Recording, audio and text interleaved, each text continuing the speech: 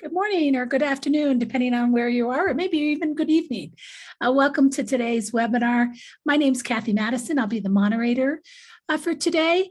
And I am with Comtech Services and CIDM. They are the same organization. Comtech is our consulting company, and we help clients make their technical documentation or documentation in general better for their clients, whether that's helping them with an information model, doing structured authoring, helping with taxonomy, maybe even looking at their processes, or comparing their processes or their practices against other companies in their industry. And of course, we also do DITA implementations, style sheet constraints, that sort of thing. And for everything that we do consulting on, we have training classes. So that's on the Comtech side. And on the CIDM side, that is our member organization there for the general community of information developers. And we do things like host these free webinars. We also put on conferences. But if you are a member, you get added benefits. There are networking opportunities. We have monthly roundtable discussions. Actually, we have one today. Today, we're going to be talking about the review process. You know, how you go through your content goes through the review. That's on today's roundtable. The members also communicate with one another on a Slack channel to share ideas. And of course, they get discounts and they get our members only newsletter. So that's a little bit about who we are. Before I turn it over to Helen from Stilo, and we learn more about DITA conversions, automated DITA conversions, just want to give you a little bit of heads up of what we have coming down the pike. So we have our convex ideas, and if some of you know, we've been doing ideas for, I think, about 7 years now, maybe it's a little longer. And ideas has always been an online event, but with the pandemic, we introduced a convex, the idea of a virtual experience, but we like that name convex. So we are rebranding all of our conferences except for best practices to have convex in the title. And so that's where convex ideas comes from.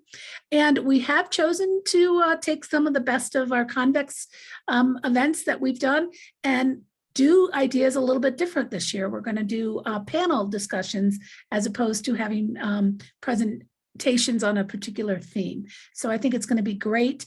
To the right there, you can see some of the panel discussions that we're going to have. We're still working on getting those panel experts, and we're going to come up with a way for folks to submit questions ahead of time as well as during the event. So that's Convex. If you are a CIDM member, chances are you get to come for Convex for free or get a discount, and certainly maybe a preference for you to become a member if that is of interest to you. All right, so then we also have coming up, as I mentioned, best practices. That's our conference geared specifically for managers. And the theme this year is a seat at the table, whether it's getting your employees to your table, your customers to your table, you on your product teams, or your management table. We'll talk about techniques and tips and best practices on all things associated with a seat at the table. So that's best practices. That's in Baltimore. That will be an in-person only event. And again, that's geared toward managers. On the workshop side, we don't have a lot going on this summer. We have scheduled our minimalism class, a very popular class for September, and we are going to get the fall workshops up very soon on the website, so keep an eye on that. We have a couple of sessions in progress right now, advanced reuse, data basics, and information modeling. And all of those classes, if you register late, if you register today, you can have access to the recordings of the sessions that you missed. Webinars, we have quite a few in June, coming up in June, one on the 8th, 9th, and 15th. The folks from Kaleidoscope and Acrolinx, relatively new sponsors for CIDM, they'll be presenting. And then RWS, who acquired Fonto earlier this year, or maybe it was late last year, they'll be presenting as well. And if you want to get on our email list so you don't miss out on any of these events, we encourage you to go to comtech-serve/subscribe, follow us on LinkedIn, and follow us on Twitter. So that's enough of my introduction. I know some of you have figured out that we always do that introduction. but I will turn it over to Helen here at Stilo. But before, let me do some logistics. We are recording this session and we'll have that available on the CIDM website. In addition, you'll get an email with that link. If you have questions for Helen, please use the question dialog box of the Zoom webinar. If you want to make general comments, feel free to use the chat box. But again, try to gear your questions through that Q&A box. I think that's it on my logistics. So with that, I will turn it over to Helen. She expects to be speaking for about a little less than an hour and then have some questions. So if you have to drop off, just remember we will be recording. And if you have to drop off, you can put those questions in the dialogue box and Helen will get to them. All right, thanks. And like I said, I'll turn it over to Helen now. So go ahead, Helen, it's all yours. Thanks, Kathy. Here we go. Share, share, share. Okay, press the button enough times. It looks good. Good, thanks.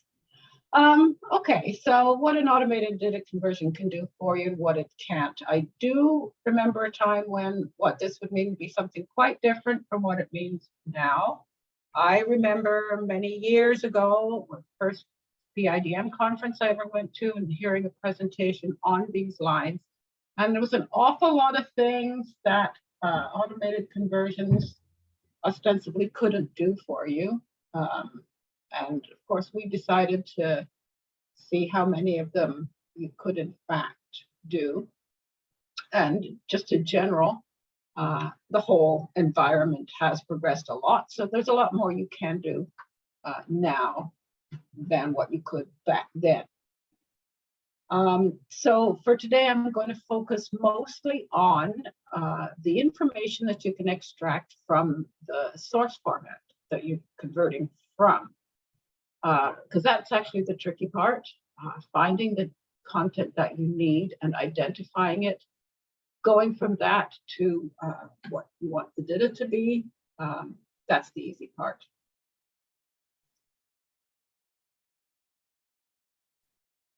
So this is me. As you can see, I work for Stilo Corporation.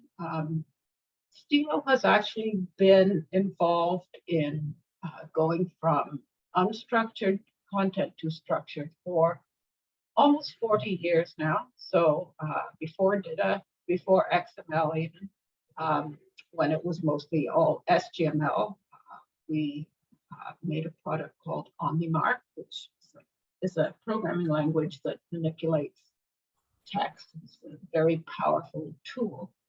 But as time went on, of course, people moved over to XML, and then finally DITA came on board. When we first got involved in doing DITA conversions, we were asking ourselves, well, do we really think this is going to catch on? And sure enough, it did. It caught on in a very big way. And because it was so successful in the tech docs field where it was originally designed to be used, it's really begun to expand to all kinds of other areas of the business. So you'll see a lot of training and sales and marketing, that sort of content as well. So from that kind of content, there's going to be different requirements and to some extent, different focus on the source. So it's been an interesting journey and we're keeping on going. There's still a long way to go on this journey. So quite often when people come to us and they're thinking of converting all their content to DITA, one of the first questions they will ask me is, what do I have to do to the content before we can convert it? Of course, the answer is always, it depends, as always. So if we assume that you've already done your content audit and you know what content you want to move over, what people want to know is, I have all of these documents, all of these Word documents, or all of these FrameMaker documents. What do I have to do before I can get those into DITA? Or sometimes it's what am I going to have to do afterwards to the DITA to make it work? So it does depend on a lot of things. And the first thing, of course, it depends on is what does your content look like now, and how close is that to what you want it to look like. It's always a balancing act between your time and your budget. So if you invest some time, maybe the process of actually converting will be easier, quicker. But of course, that does depend on your circumstances. And it depends to a large extent as well on what you actually need to get out of your DITA. Where is the ROI going to come from? It'll be different probably in sales and marketing material than it would be in user manuals and so on. Perhaps with sales and marketing material, it's not as important to have your topics typed. Maybe there are no task topics in your content. Maybe there's less in terms of inline semantic markup that needs to be identified. So perhaps it's a little bit easier. So what other things do you need to think about? Do you need to reauthor any of it to fit the data model? Or is it just really great long strings of mixed content that need to be divided up? Do you want to, or do you need to analyze ahead of time to see how much redundancy there is in your content, so that you can take steps to reduce the amount of content that you actually move over into DITA? Do you just need to go through and open up your document and update all your styles? This can certainly work in certain circumstances. You know, DITA does separate the formatting from the structure. But in order to get the structure, we often have to look at the formatting. So we take the formatting that we find in the source, we extract that into structure in DITA, and then we put the formatting back on when we publish. So sometimes just going through and making sure all your styles, all your headings are correct can make the conversion go very smoothly. You will get topics and so on, various levels, and it'll go easily.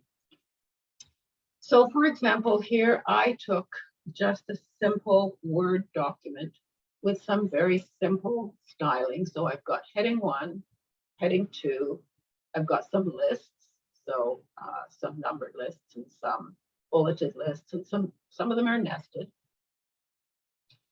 And because these are all neatly styled in a predictable way, this is going to be able to be taken pretty quickly straight into topics with lists, and the lists are going to end in the right place, and they're going to be properly nested. So that should go quite easily. Now, sometimes you'll find that instead of a heading 2, perhaps I might have a normal paragraph, but I've realized it should be a heading, so I've selected it and I've made it blue and I've made it this size. That can still be treated like a heading 2, because I can look at it and say, okay, it looks like a heading 2 because it's blue and it's this font size. So I'm going to treat it the same as a heading 2. Again, it's the things that we see as human beings that tell us about the structure of the document. We can just tell the computer to see those things as well. Now, down here, we can see under Get a Field Guide, we've got a couple of field guides listed, and their titles are just italicized. They don't have any particular styling involved in them. All I did was to select them and hit Control-I. But I do want to do something specific with those that might not be as automatic.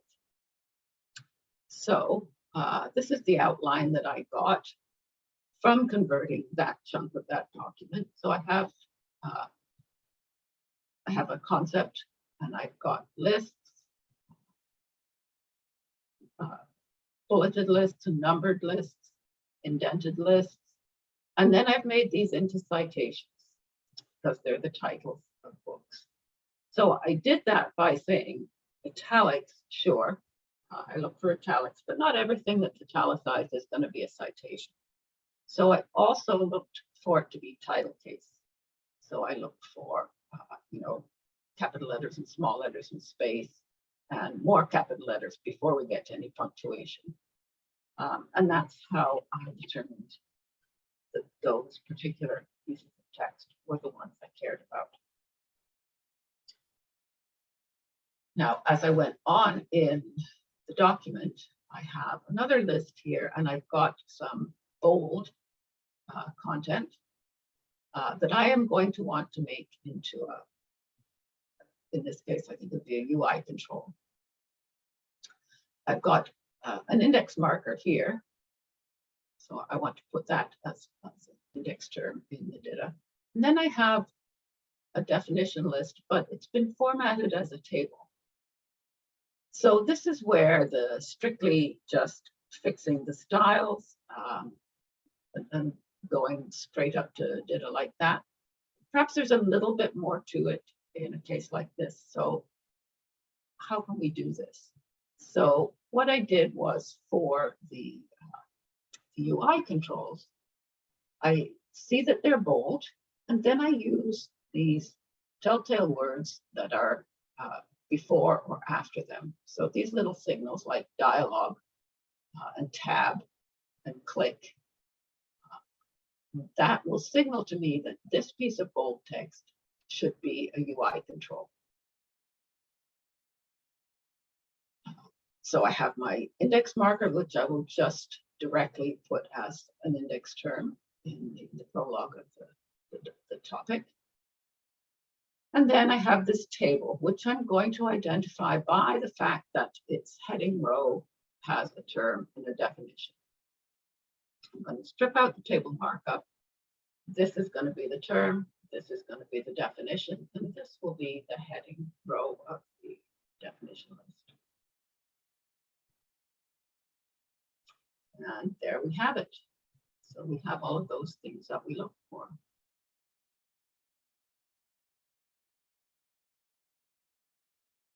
There's other things that can be embedded in the Word document. Word has a lot of capabilities that most people don't use, but some people will use each of them. So if you're putting references into endnotes, for example, we can pick out all the little pieces of those endnotes. They just look like text in the Word document, but we can tell what's the author, what's the article title, and so on. So if you need those to be treated separately, we can get that. We can get the document properties. So that can be variables of various sorts, or a lot of it is metadata. So we can access all of that and populate the metadata. Content control objects can also be used. It's rare, but I have certainly seen it where quite large sections of content are put into content control objects, and that's how they are reused. So they could be extracted to reusable chunks in DITA as well. Headers and footers. Sometimes the headers and footers of the document will contain some useful metadata. So we can access that. We can access the stuff we need and throw away the rest. Or we can just ignore it all as we choose. Equations. If you've got equations in your Word document, we can convert them into MathML. So this is the equation that I copied and pasted from Word, and this is the same equation in MathML as I copied and pasted it from Oxygen. So you can see it's the same. Its resolution isn't very good, but it did just come out just the way it's supposed to. So there's lots of things in the document. Some of it's styles, some of it's some other controls. Sometimes, and in fact, well, let's go with stuff we can't do in Word. In Word, images are typically embedded in the document. So we can extract those. So if you've embedded a JPEG, we'll extract the JPEG. If you've embedded TIFF, we'll extract the TIFF. But we can't access the original file name because it does not exist in the Word document. So we can't find it. So that's one issue with the conversion. You don't have that original file name. However, if in your document you tend to use figure captions, we can take that figure caption and create a file name based on that figure caption. So that will make your image then more findable in your system, more logical, other than just image 1, image 2, and so on.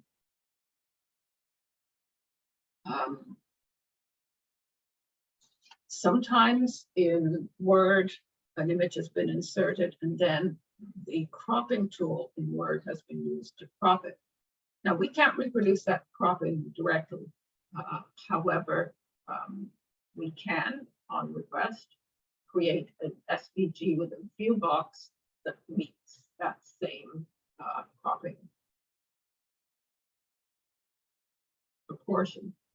So if you can use the SVG, which not everybody can, but if you can, that will give you the same effect as the cropped image. We do not, however, do anything with Word drawings themselves. Lost. Word and tables. So we can do a lot of things with tables. We saw in the earlier example that we can strip out the table markup, mark up what's inside correctly. We've made a definition list from that table. We can do the same thing for a step action table or all sorts of tables. Typically, when we strip out the table markup, we read left to right, top to bottom. But alternatively, we could, if appropriate, read top to bottom, left to right. We can even move a column from the front to the back or from the middle to the front, assuming that there aren't any overlapping cells. We can cause that to happen to make sure that you get the content in the order that's needed in DITA. However, Word will let you insert a table inside a table cell, inside a table cell, inside a table cell. There is no way to get reasonable DITA from that. It just doesn't work well.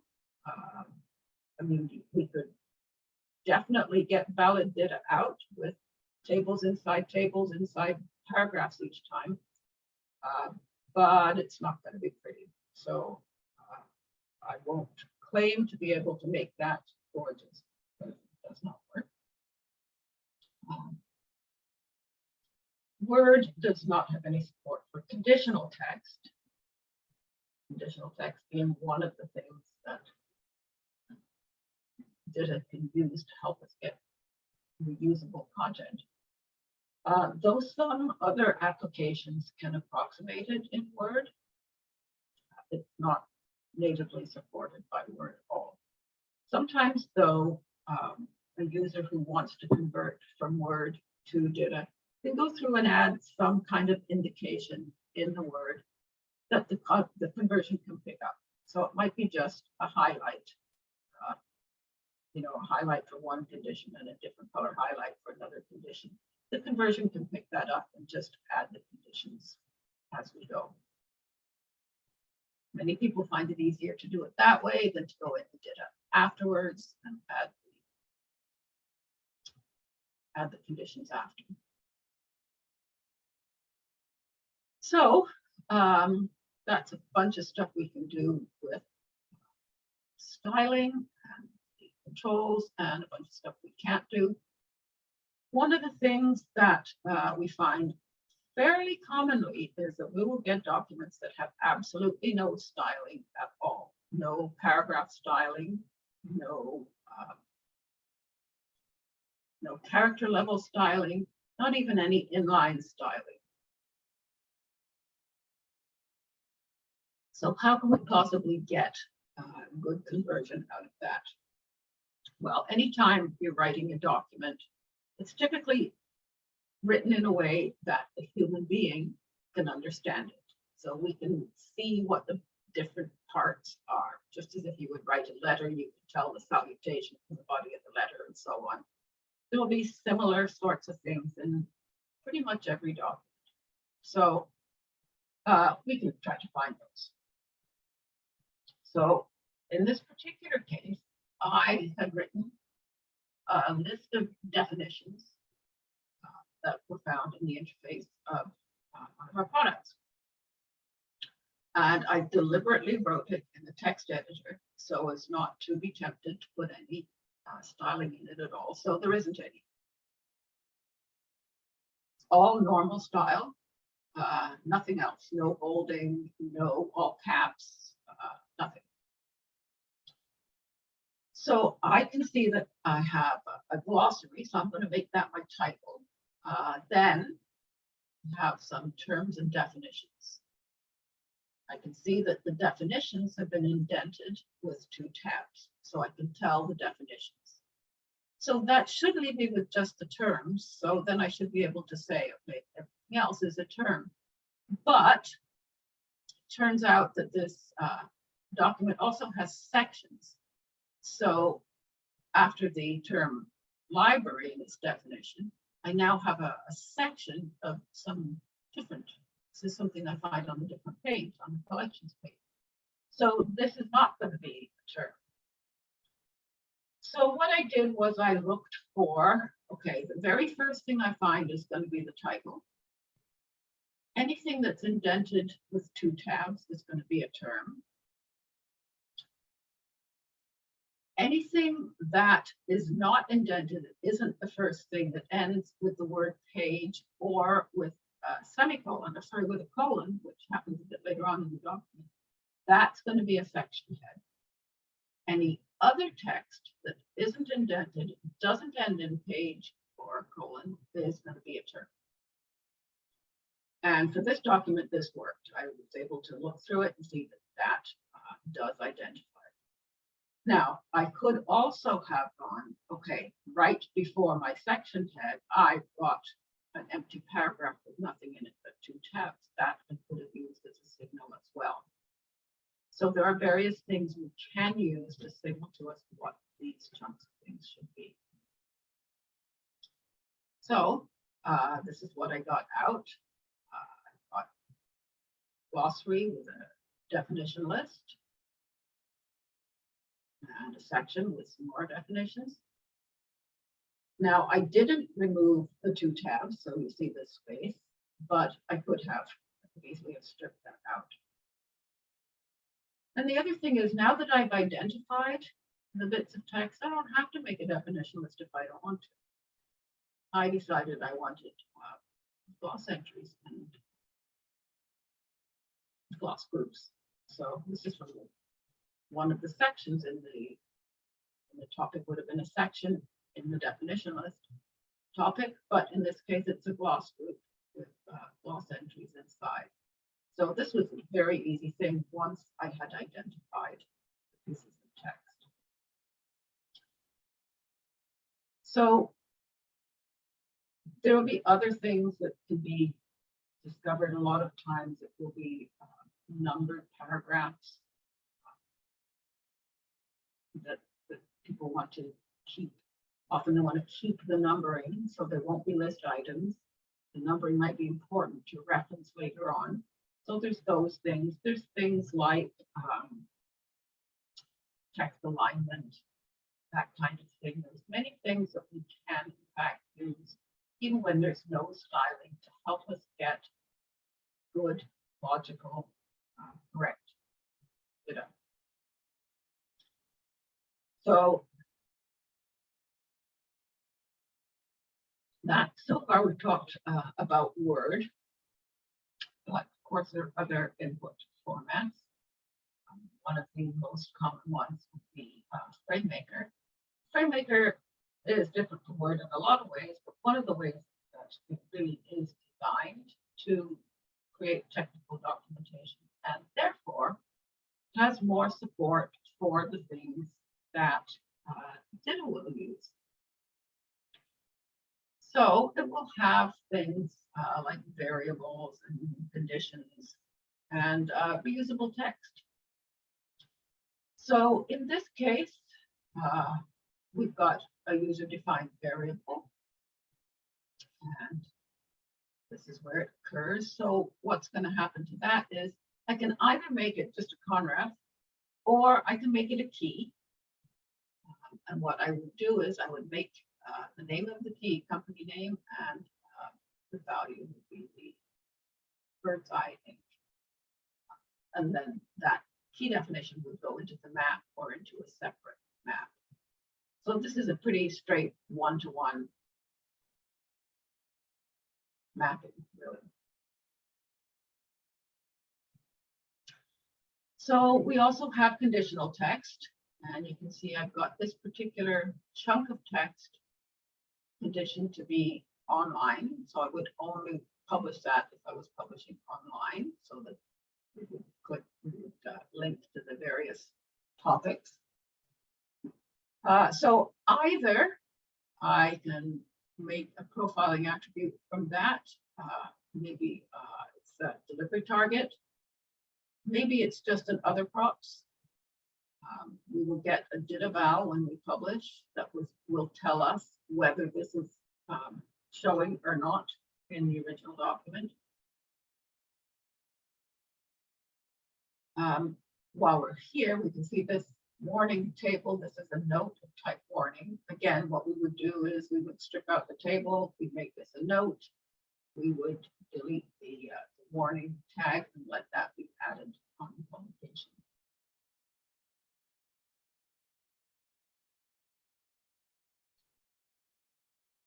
Another thing that FrameMaker has is markers.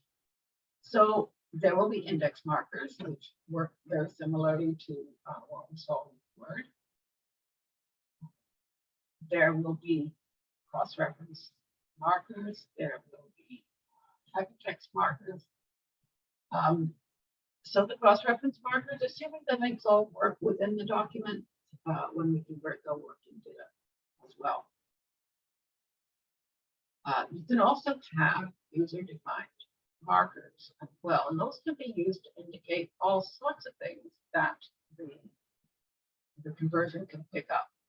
One of the common things we do is just to make sure that we get the topic type that's desired. We can, to a very large extent, detect it automatically, but there may be cases where it's a little ambiguous, and so we would want some indication, and a marker is one way. So if you define your marker to be topic type, and then you give it the value concept, I'm going to know that that is a concept topic. So that is one thing that you can do to prepare your document for conversion, if that seems to be something that you need. Of course, the other thing that FrameMaker has is reusable text, reused text. So it could be a whole chapter, of course, but very often it comes in the form of text insets. And as in DITA, you might expect that one of the things that would be reused a lot would be a note. So in this case, I have a note that is a text inset that's inserted into this document. And so now what I can do is I can identify that this is a text inset. I know the name of the file that this comes from. So it's coming from notes.fm. So I am going to extract this note, and I'm going to put it into a separate topic where it will have the ID of notes, or notes.1 if there's more than one. So that way it can always be accessed. The conref would be placed in the DITA. Anytime we come across this very same text inset, the same thing would happen. So if you've got this appearing 3 times in your document, you're going to get one topic with this in, and it's going to be referenced 3 times in that document. Similarly, your text insets are going to be in the same file in the next document as well. The file name is going to be the same. So the same thing will happen, and your conref will continue to work across documents. You will end up with a separate, an extra notes topic, but it'll be identical to the other ones, so you can throw it away. So one thing that we can't do, of course, necessarily, is guarantee that every text inset can be treated as one single conref, because a text inset can contain anything. It can contain just a tiny little piece of text, or it can contain quite a large chunk of text and different elements, whereas conref can only be one element. So unless I can be sure that this is going to be, for example, a section, all of this text here to receive and install in these list items can't, if this were in a text inset, I couldn't make that one conref. So I would make 3. And that's where I would make each of them have the ID of the topic, of the file name, and a digit afterwards. So they can still all be accessed at once, still be, or separately. They still can be reused quite easily.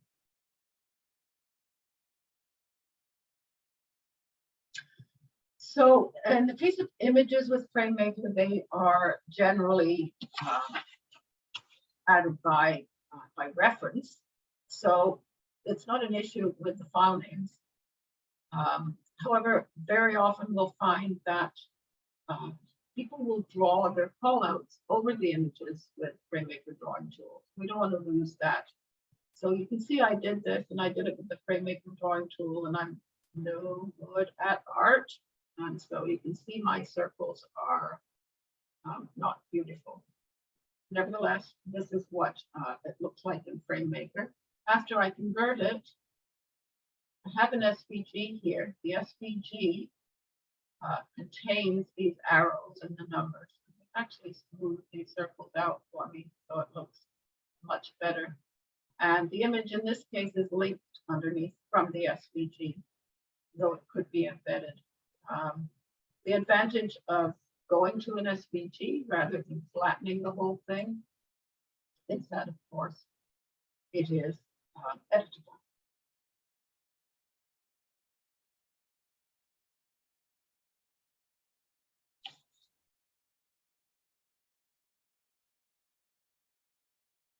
Okay, so we've done Word and we've done FrameMaker.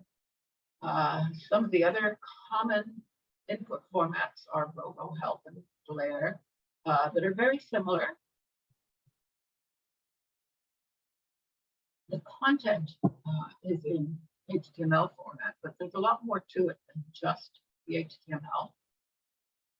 Similarly, they are designed for building help files. So they're designed for technical content, and they will have some of the things that DITA looks for. So I've used, in this case, a RoboHelp example, but Flare is very similar. So build tags will become attributes in the topic refs. So what we will do is this, in the head of the HTML, we have a bunch of meta tags. Now we can actually use any of these that we want, of course. So the topic status may be something that we want to move over into metadata. Language, this could be the XML language attribute. Authors, these kinds of pieces of information could go straight over into the metadata of the topic. The build tags would become the profiling attribute in the topic graph in the map. So inside the HTML, of course, if we want to have some conditions, we do have conditional text. And in this case, we've got a little chunk of text with the condition author content. So I could take the, back again, I could take that content and give it profiling attribute author content, and it would only show up included author content. On the other hand, I looked at it and say author content, that's only designed to be seen by the author. It's never going to be published for the user. I could also just decide to make that into a draft comment. But I have that information there so that I can make that decision based on what my needs are. So this is more of the kind of information that we can extract from the content. Glossaries. So the glossaries will tend to be XML files, not HTML. And they are very, very similar, really, to what you would expect in a simple DITA glossary. So it's very easy to convert the glossary to DITA. It's almost there already. And then if you get a glossary reference in the HTML, it can be linked to the gloss term as required. Snippets are very much like text insets. So we have the snippets just referred to in the HTML. So it points to this file where it contains the content. So it's not an HTML file, it's HTS, but it is HTML. And there's just a table in there. And in the particular project I got this from, it's referenced twice. So I took it out and I put it in the Conrad library and I gave it this ID. And then that's what it's referred to. So user-defined variables, again, pretty much the same as in FrameMaker. So these again are defined in a different file, not in HTML, the APJ file. So when we come across these in text, we create a key definition for it, and then when we publish, that's where this will show up. So we've got it pointed to the key. One of the cool things about converting from RoboHelp or Flare is that there will be very often context-sensitive help IDs associated with the topics. And you can look at the HTML of the topic and you will not see any indication of this whatsoever because it isn't done there. There are two separate files. There's an ALI file, alias file, and then there's an H file. So in the alias file, you'll have the file path for the topic, and it will be given an alias, context-sensitive help for mobile apps in this case. And then in the H file, it's going to say define context-sensitive help for mobile apps, and it's 7. So in DITA, we would probably put a resource ID that would have the ID, or the FID would be 7 based on that. And that's how that would work. So you can't just look at the HTML, you have to look at the whole project and all the relevant files to get the information that you need. Something we can't do in these types of inputs. Often there are drop-down sections, and sometimes those can contain really an entire topic. It can be a set of steps. You know, you click here and it pops up in the RoboHelp and it says, here's how you do such and such step by step. And that'll be in the middle of another topic. There's no way to make that show up there and be properly structured. So choices have to be made.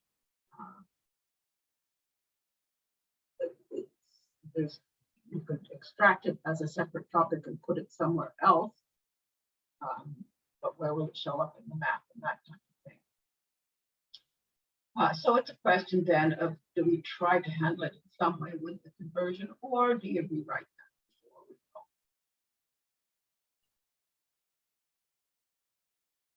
go? So there's lots of other input formats, which it's not necessary to, obviously, to go through all of them.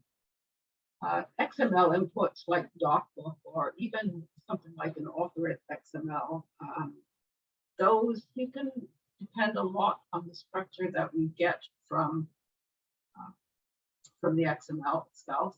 There's always some styling and some other things, but where things occur in the hierarchy in the input is something that we can use. Similarly, with structured FrameMaker, we have access to the structure, so we can see where things are in the hierarchy, where things end, which is sometimes important to note, so we can make sure to close elements as needed. So if we have that, we can access that as well. So some things that in general we can't do. We can't read your content, and at least we can't do that yet, right? I can read it as a human, but I can only tell the machine what things to look for. Can't understand it yet. Someday it will, and then I can retire. But until then, we have to find some clues. So, for example, in one of my documents, I have this sentence. In the recovery key dialog box, select use recovery key to configure a recovery key. Now, I want to pick out things like window titles and UI controls from this. It's difficult because there's nothing that has been differentiated from the surrounding text. Now, I can look for my signal words like I did before. I see dialogue, I see select. Those are pretty good signals. So if I just say something that comes before the word dialogue, something that comes after select is UI control. Even if I specify they should start with a capital letter, I will get this. And this is close, but it is not right. So what I need to be able to do is to tell where the window title starts and ends, where the UI control starts and ends. So if I make my content look like this, I just bold those things, then I can easily tell where they started.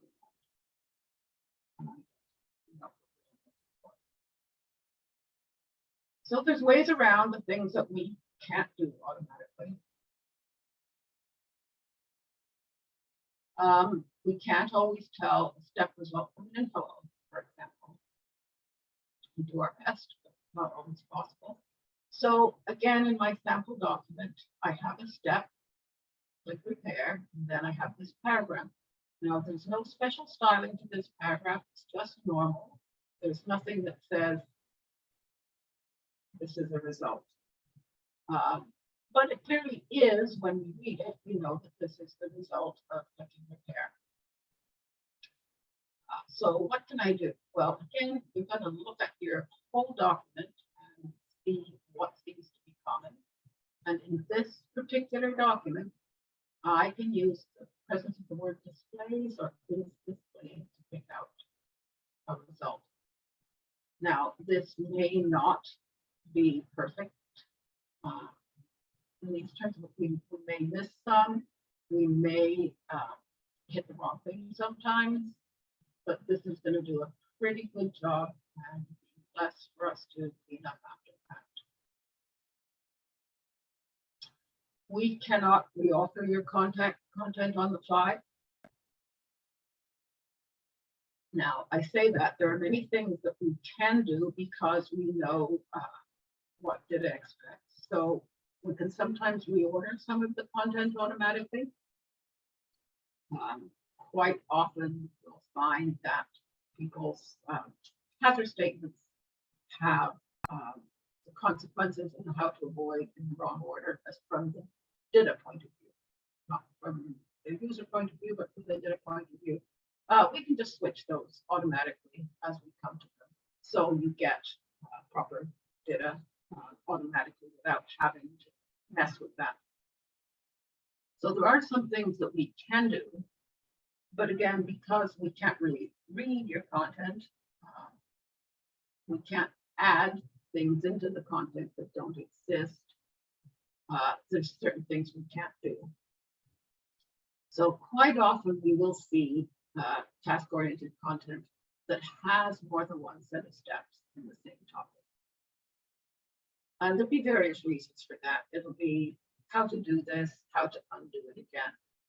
And I've seen them how to do it, and this is a different way to do it. And they'll be in the same topic. But there is no heading in between to separate them. So what do we do?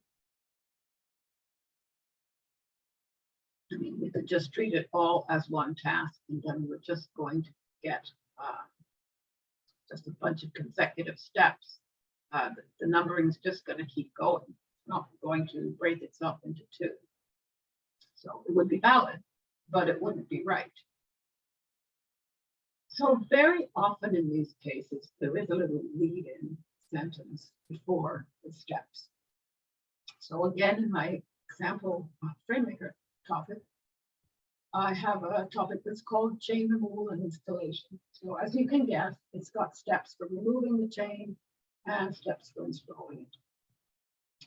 So I have a bunch of steps to remove the chain, and then I see this. And then how to install the new one comes after. Now, this sort of thing, I have in the past for customers picked this out and said, okay, I can see that this is starting a new set of steps. I can take this and I can do something with it. I can, in fact, make it the title of a new task topic. It doesn't make a good title just the way it is. You don't want to end the title with a colon. You don't want to start with the word to. But because I can match these things, I'm going to match to, I'm going to match that colon to identify the text. I can then strip those things out, and then I can capitalize the word install. That can be a task topic. So there are things we can do to work around the fact that we can't read everything. It's not going to be perfect, but there are things we can do to address these things. So again, deeply nested tables are a problem. We're never going to get good results from that. Graphic formats, we don't convert. They can be changed. It would be a separate issue from converting the text to DITA. So we can't guarantee all the time that you will not have any cleanup to do after your DITA is produced. But we can do our best to minimize it, iteratively refining conversion until we get something that's really good. We always tell our customers, if you find you're doing the same type of cleanup over and over, stop doing it, let us know. We'll automate that cleanup for you. What we can do is we can guarantee that the DITA will be valid 2 years SEMA. So you will have valid DITA. It will be as good as it can get. There may still be some bits of cleanup to do. And as I say, we can't read your input yet. Someday you will. Someday AI will be able to do all of this for us. I look forward to that day, but far from now. So, okay. Any questions and or comments? There's my contact. Hey, thanks, Helen. You were very, very thorough. I thought that was great. There was, and just to remind everybody that you want to put your questions in the Q&A box, and also feel free to add any comments in the chat box. We did have one question that came in, and it's, you talked about the glossaries. Yeah. Why do they often tend to be XML files rather than DITA files? You know, it's a good question. So obviously in DITA, they're going to be DITA files, but they could have an XML extension. But when I find the glossaries in RoboHelp or Flare, the RoboHelp and Flare content itself is all HTML or XHTML. But for some reason, the glossaries are XML. And so they just convert nicely to DITA, which would be XML. Could be an XML extension or a DITA extension, either way. Okay, so okay, that makes sense. And then there really aren't any other questions, but I was going to throw this out at you. So you talked about all the things that you can and can't do, and you spent a lot of time in Word. Does that mean Word is probably the easiest if you do the things you talked about to convert, or not necessarily? Not necessarily. A lot of the things that we talked about in Word are true with the other formats as well. So is there one format that is easier to convert than others?